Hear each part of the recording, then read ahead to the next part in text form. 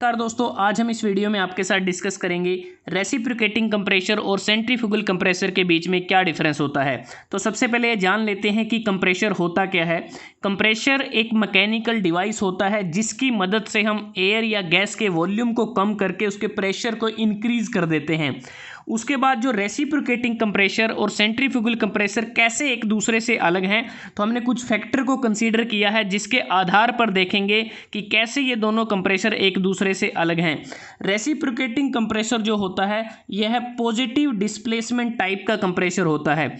जो centrifugal compressor होता है यह डायनेमिक कंप्रेसर का टाइप होता है। उसके बाद जो रेसिप्रोकेटिंग कंप्रेसर है इसको पिस्टन कंप्रेसर के नाम से जाना जाता है और सेंट्रीफ्यूगल कंप्रेसर को रेडियल कंप्रेसर के नाम से जाना जाता है। अब बात करते हैं कंस्ट्रक्शन की। जो रेसिप्रोकेटिंग कंप्रेसर होता है, जैसा कि नाम से ही पता चलता है रेसिप्रोकेटिंग, कि एक ऐसा सिलेंडर पिस्टन की अरेंजमेंट इसमें होती है जिसमें सिलेंडर में जो पिस्टन है वो रेसिप्रोकेट करता है। अगर कंस्ट्रक्शन देखें आप तो इसमें ये कनेक्टिंग रोड है, क्रैंक शाफ्ट है, पिस्टन रोड है, यहाँ पर पिस्टन लगा है, ये सिलेंडर होता है और ये इसका सक्शन होता है और यहाँ से डिस्चार्ज होता है।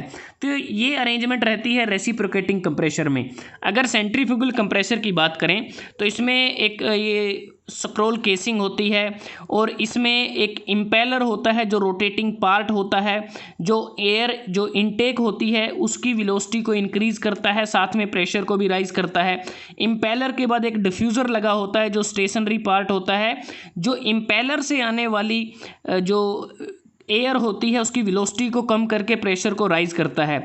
और यहाँ जो आउटलेट होता है यहाँ से कंप्रेस्ड एयर को या गैस को डिलीवर किया जाता है। उसके बाद बात करते हैं डिस्चार्ज की। रेसिप्रोकेटिंग कंप्रेसर के केस में कम डिस्चार्ज हमें मिलता है। एक प्रकार से कम डिस्चार्ज और हाई प्रेशर रेशो के लिए ये सूटेबल रहता है।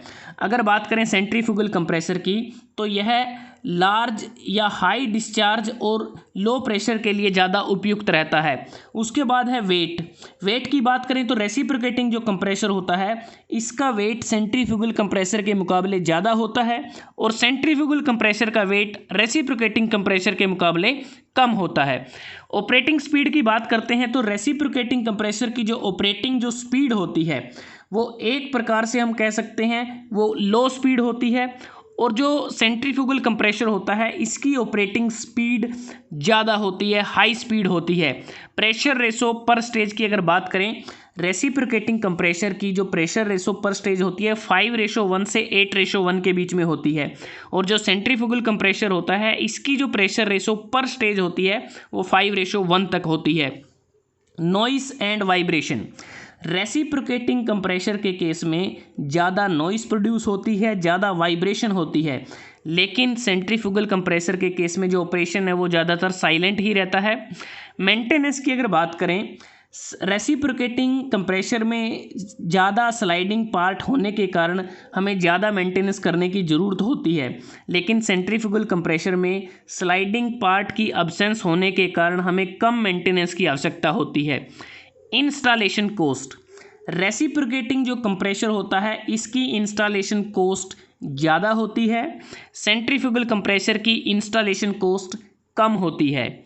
उसके बाद ओवरऑल प्राइस की अगर बात करें, रेसिप्रोकेटिंग कंप्रेसर मोर एक्सपेंसिव, ज़्यादा महंगे होते हैं, जबकि जो सेंट्रीफ्यूगल कंप्रेसर होते हैं ये रेसिप्रोकेटिंग कंप्रेसर के मुकाबले सस्ते होते हैं। कंप्रेशन एफिशिएंसी की बात करें, अगर रेसिप्रोकेटिंग कंप्रेसर की जो प्रेशर रेशो है वो 2 से ज़्यादा है तब कंप्रेशन रेशो जो कंप्रेशन एफिशिएंसी है वो ज़्यादा होती है। अगर सेंट्रीफ्यूगल कंप्रेसर की बात करें, अगर इसकी जो प्रेशर रेशो 2 से कम है तो इसकी जो कंप्रेशन एफिशिएंसी है वो ज़्यादा होती है। मैकेनिकल एफिशिएंसी की बात करते हैं, रेसिप्रोकेटिंग कंप्रेसर की मैकेनिकल एफिशिएंसी काफ़ी पुअर होती है, कम होती है, क्योंकि इसमें ज़्यादा स्लाइडिंग पार्ट होते हैं इसलिए। और जो सेंट्रीफ्यूगल कंप्रेसर है इसमें स्लाइडिंग पार्ट की अब्सेंस होने के कारण मैकेनिकल एफिशिएंसी रेसिप्रोकेटिंग कंप्रेसर के मुकाबले बढ़िया होती है या ज़्यादा होती है। आइसोथर्मल या आइसेंट्रोपिक एफिशिएंसी की अगर बात करें, रेसिप्रोकेटिंग कंप्रेसर की जो आइसोथर्मल एफिशिएंसी है वो बढ़िया होती है, बेटर होती है, जबकि सेंट्रीफ्यूगल कंप्रेसर के केस में आइसेंट्रोपिक एफिशिएंसी इसकी बेटर होती है। उसके बाद अगर फ्लो की बात करते हैं, जो रेसिप्रोकेटिंग कंप्रेसर होता है इसमें जो हमारा जो एयर या गैस है वो इंटरमिटेंटली वो फ्लो करती है, एक प्रकार से पल्सेटिंग फ्लो होता है।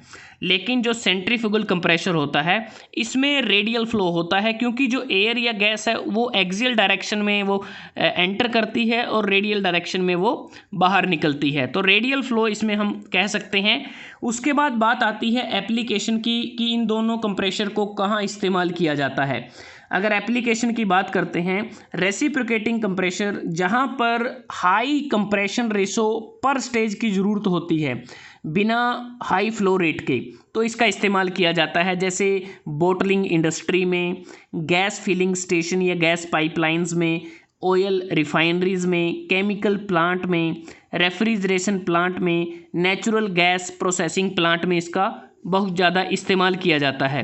सेंट्रीफ्यूगल कंप्रेसर की भी बहुत सारी एप्लीकेशन है, जैसे इसको हम एयर कंडीशनिंग और रेफ्रिजरेशन में इसका इस्तेमाल करते हैं, स्टील मिल्स में इसका इस्तेमाल किया जाता है, जेट इंजन में इसका इस्तेमाल किया जाता है, फर्टिलाइज़र इंडस्ट्री में, पेट्रोकेमिकल और केमिकल प्लांट में, ऑटोमोटिव इंजन्स में, ऑयल रिफाइनरी में भी इसका इस्तेमाल होता है, गैस टरबाइन में, एयर सेपरेशन प्लांट्स में, नेचुरल गैस प्रोसेसिंग प्लांट्स इत्यादि में इसका यूज किया जाता है।